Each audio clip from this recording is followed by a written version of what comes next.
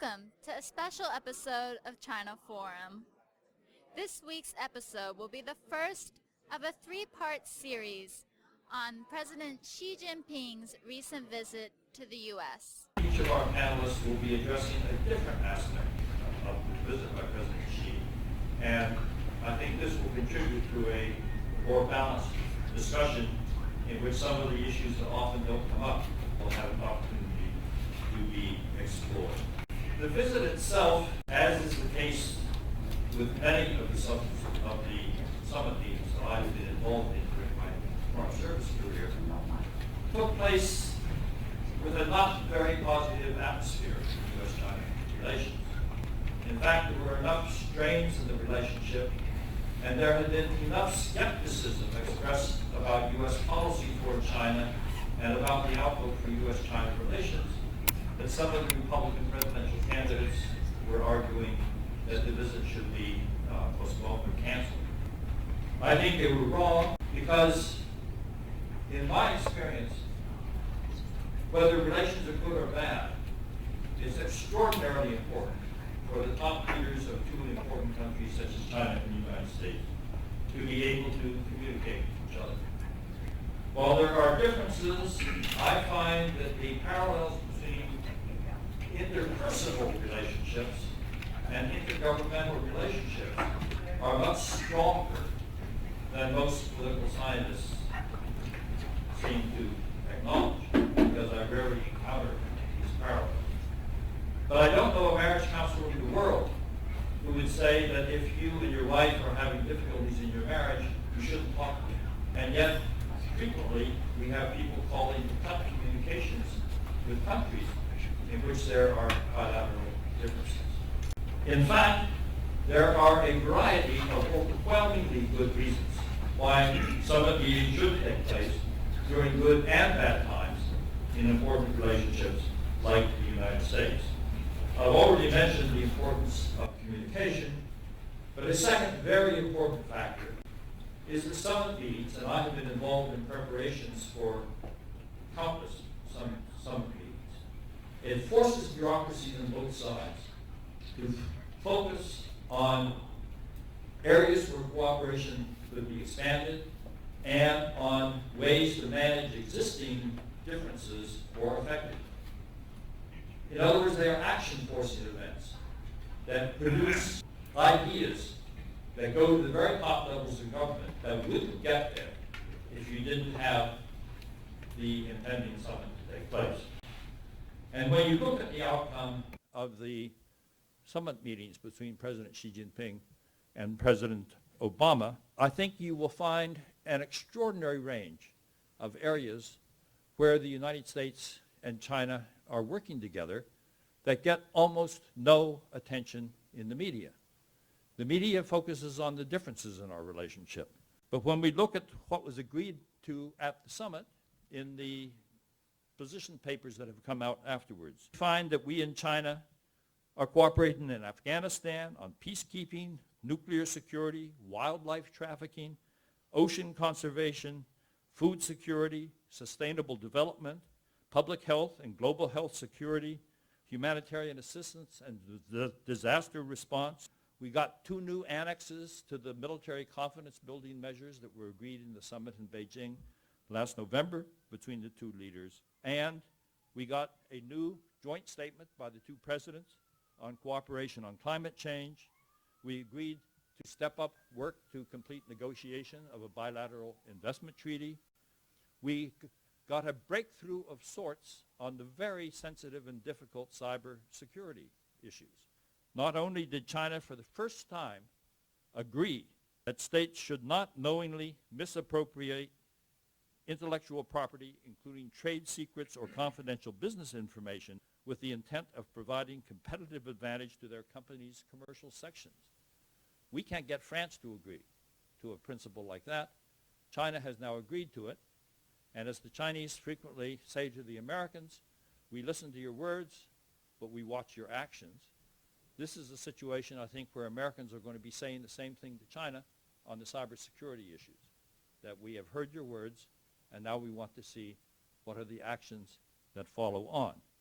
But it was more than that. The United States and China are taking the lead in trying to fashion norms for those areas of cybersecurity where international cooperation is possible. And there's some areas of cybersecurity where, frankly, there are no immediate prospects of being able to make progress.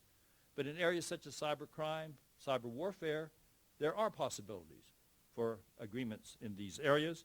And we have set up a senior experts group to discuss norms for state behavior in cyberspace. And we've also established, or will establish, a joint dialogue mechanism on fighting cybercrime and related issues. Set up a hotline so that if there are very urgent cyber issues that need to be discussed, we can do so in a very timely fashion.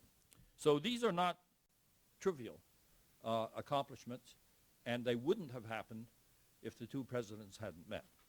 But we will be going into these issues in greater detail. Our first speaker will be Douglas Paal, who I think is familiar to most of you. He is the vice president for, Studies at the Carnegie Endowment. He's been a long-term colleague of mine in the U.S. government. We worked together in the U.S. Embassy in Singapore.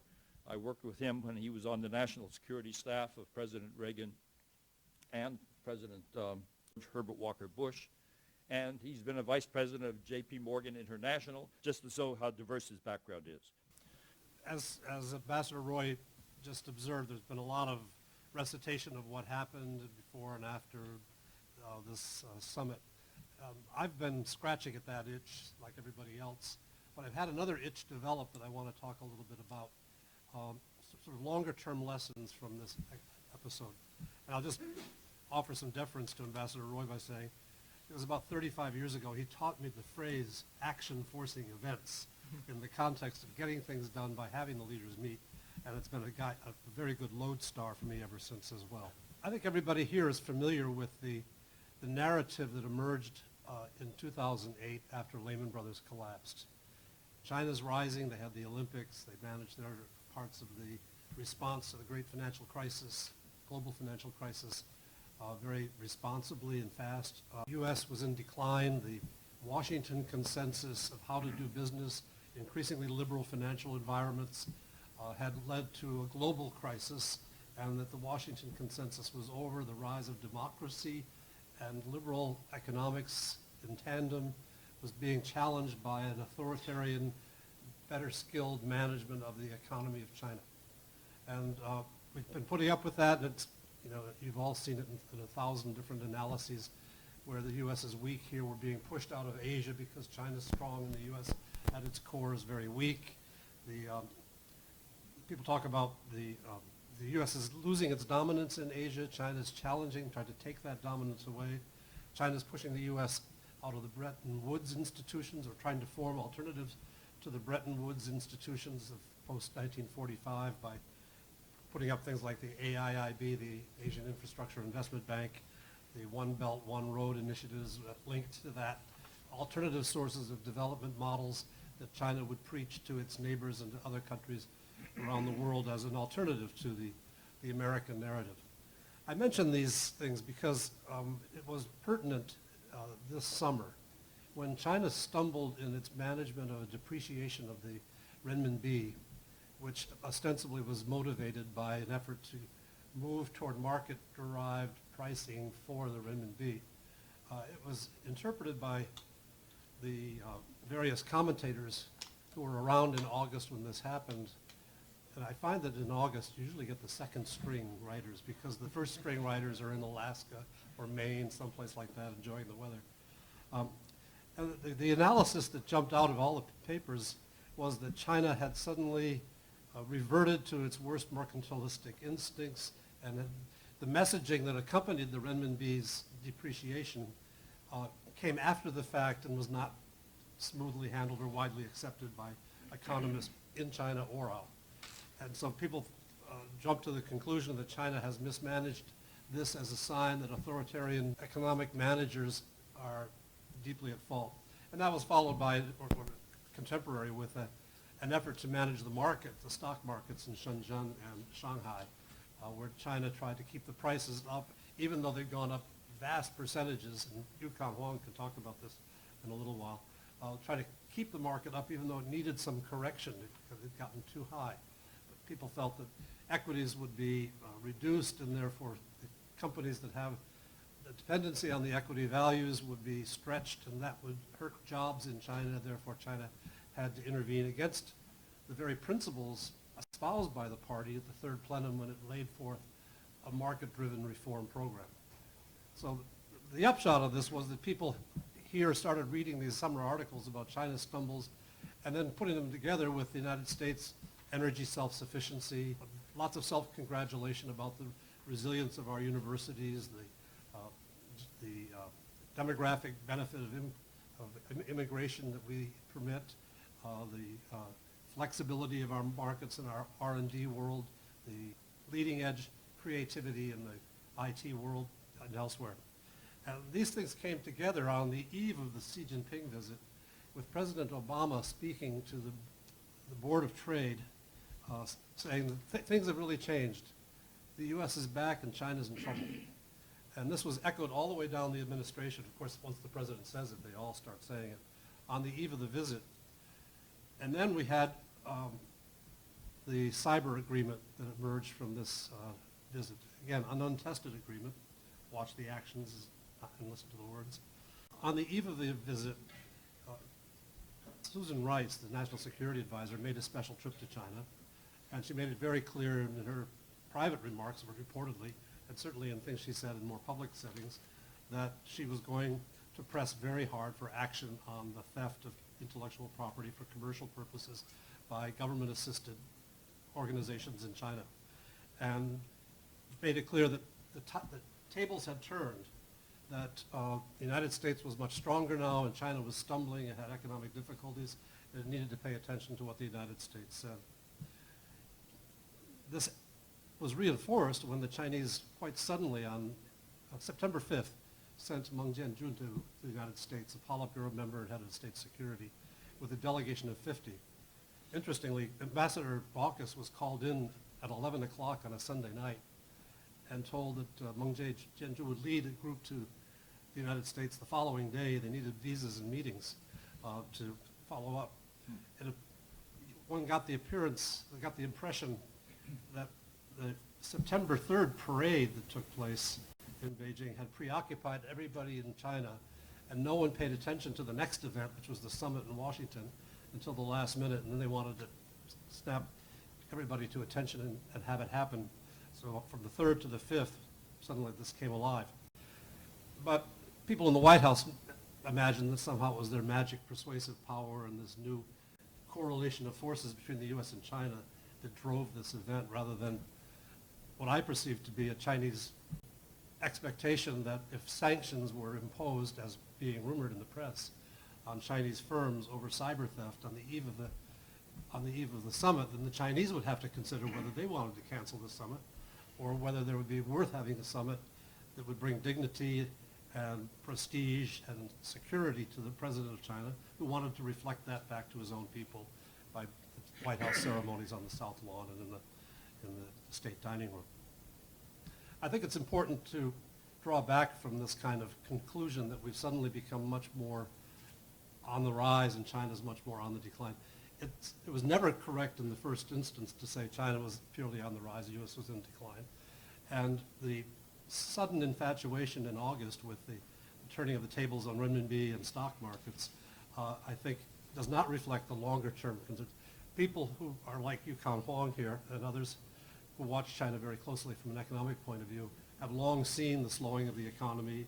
People in the commodity business have watched China consume fewer commodities as it shifts from a property building, investment-led focus on the economy to one dedicated more to services and consumption. And you had to expect these things were coming. It was not a sudden turn. By the same token, now that we look at the outcome of the Xi Jinping visit, I think it's important not to draw conclusions that don't reflect the reality that China is in many respects more capable, rising well, and still performing economically quite well. The infatuation with the market and the renminbi will miss what's taking place in the growth of consumption, the urbanization of the country outside the prime tier cities.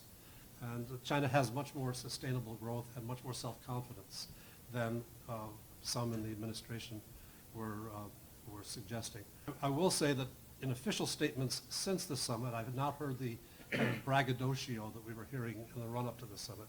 So I may be just tilting at a windmill that no longer exists, but I would urge you to go away with some respect for the continued strength that China shows and the continued strength the United States has, and approach issues of competition between the U.S. and China from the point of view of a much more evenly matched pair of countries, not one under the leverage of the other. Thank you. The next speaker will be Dr. Robert Sutter, who I think is known to many of you.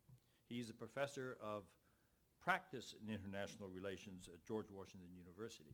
Dr. Sutter has been a professor at George Washington for the last 4 years, and before that he was a full-time teacher at Georgetown University for 10 years.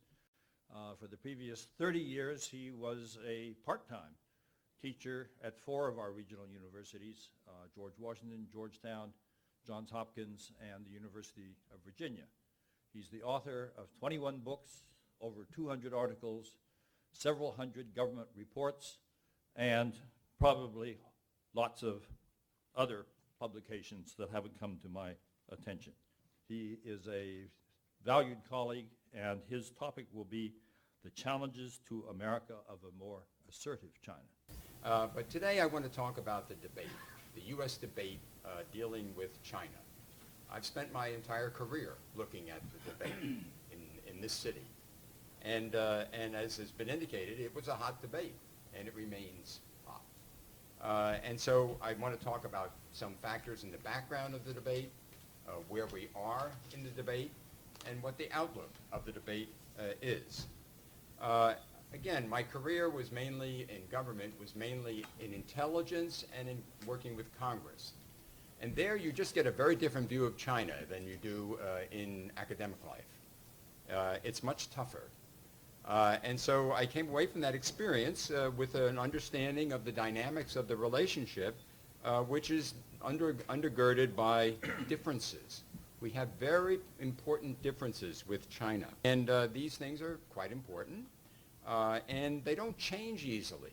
We are very big countries, 2 biggest in the world, and we don't change easily, either one of us. So this is a reality that we need to deal with. Evidence of this and why it's important. Number 1, we've been trying to come up with a framework to keep our relationship stable since the collapse of our framework of strategic cooperation against the Soviet Union, the collapse of that at the end of the Cold War, coincident with Tiananmen, and we haven't been able to do it. So Clinton had a new strategic partnership, and that didn't go anywhere. And then we had a responsible stakeholder, and that didn't happen. And then we had G2, that didn't happen. And now we're in the new type of major power relationship, and that's not going to happen because we have these big differences. And so it's important to remember that. Number 2, however, there is good news here. The end of the 1990s, a very difficult time in our relationships, dangerous in lots of ways. Both sides agreed to have pragmatic engagement. Both sides did this. What did China do? China said we need to work very closely to reassure the United States. I and scores of other American specialists were privy to interviews with senior Chinese leaders that would say, we have to get along with America. We have seen the record of what happens to rising powers with the status quo power. The status quo power, more often than not, will gang up against them with other powers and cause them great difficulty. And we, China, the rising power, don't want to have that experience. And therefore, we're determined to reassure the United States. And this led to the peaceful rise idea and the peaceful development idea, which was very important in the early part of the previous decade. The Bush administration responded to that in a more or less positive way, and they became much closer with China for a lot of other reasons as well. They were very distracted with other problems, with the war on terror and the war in Iraq and Afghanistan. But in the end, we basically had a decade where the two leaderships were cooperating in this way for three basic reasons. They were emphasizing the positive. The first one is that both sides recognized that they benefited from positive engagement, and so they stressed that. The second thing that they recognized is that they had become so interdependent that to pressure the other or be hostile to the other would hurt the other, but it would hurt them too. And the third thing that was very important was that both leaderships, this is Hu Jintao and Bush and later Obama, were so preoccupied with other leaders, other problems, that the last thing they needed was a serious problem with one another. And so for these basic pragmatic reasons, the two sides cooperated. The debate in the United States would rise up from time to time, but it was basically under control. It really wasn't that significant. We had a relatively smooth process here. Mr. Obama saw this when he was running for election in 2008, and he didn't make China an issue in the debate. He wanted to continue this kind of approach that was prevalent. We've had some ups and downs since then in the United States. We had an active debate in 2012 elections. Mr. Obama has come forward with his rebalance policy, but he worked very hard to keep that policy as one of engagement with China. And I think it's really hard to argue that Mr. Obama really wants to be tough toward China. I mean, I think he remains bound by these three factors that I mentioned, particularly the last one. This guy is preoccupied with a whole slew of problems, and the last thing he wants is a problem with China. So that's the relevant background that I want to talk about. And that leads me to the status of the debate. So what's changed here? What's changed that's important? Has Obama changed? I don't think he's fundamentally changed at all. Then who's changed? Xi Jinping has changed China. Xi Jinping is different. He's different than other leaders in China in the past. He's very different than Hu Jintao. And he wants different things, and he wants them now. And so he's doing a whole slew of things that really are remarkable from the American point of view, and they have a direct impact on American interests. Look at how China has been treating Japan under Xi Jinping. Now, this occurred in the transition to the leadership. It began in the transition to Xi Jinping's leadership. But the anti-Japanese demonstrations in China as a result of the Diaoyu Senkaku Island dispute were absolutely remarkable. I'm an old China hand. I have never seen anything like this in my experience. I went back, I'm a historian, so I went back in history. This is the largest anti-foreign demonstration in China ever. And so what are they doing here? Well, they're showing their righteous indignation. They're also intimidating and coercing Japan, the key U.S. ally in the region. And so this is an important element. That has continued. Very strong pressure against Japan. The second element is the expansion of Chinese control of various areas in the disputed areas of the South China Sea, and the attempt to do the same in the East China Sea. And we're all familiar with that. It gets a lot of publicity. And this undermines the position of the United States as a security guarantor in the region. The Philippines is an ally of the United States. These other countries depend on the United States to keep stability.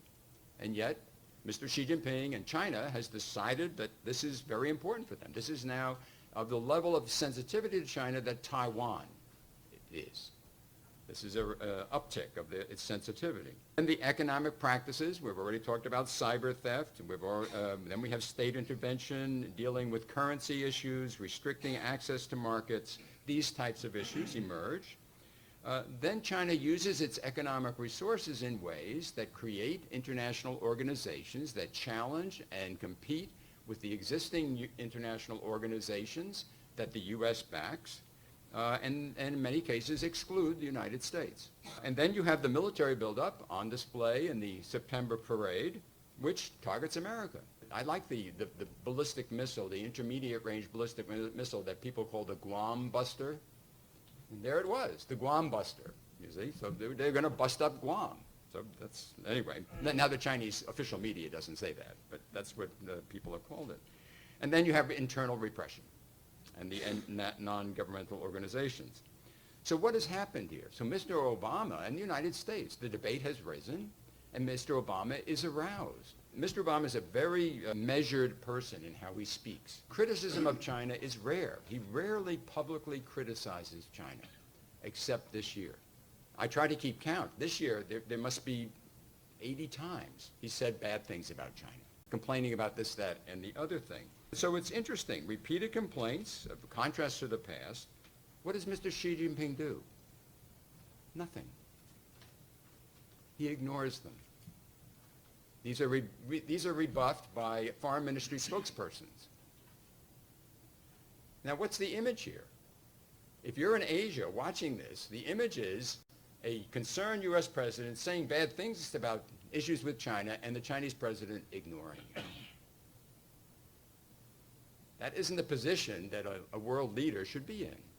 But there he is, in that position. And so, what does Mr. Xi Jinping say? He says, well, we're going to have a new type of great power relationship. Everything's going to be fine. We have this wonderful relationship. And at the same time, the Americans critics see, that he's undermining American interests in the South China Sea, on economic issues. He's just going about doing this. And we have to get used to it. Now, from a critic's point of view, you say Mr. Xi Jinping is speaking out of both sides of his mouth.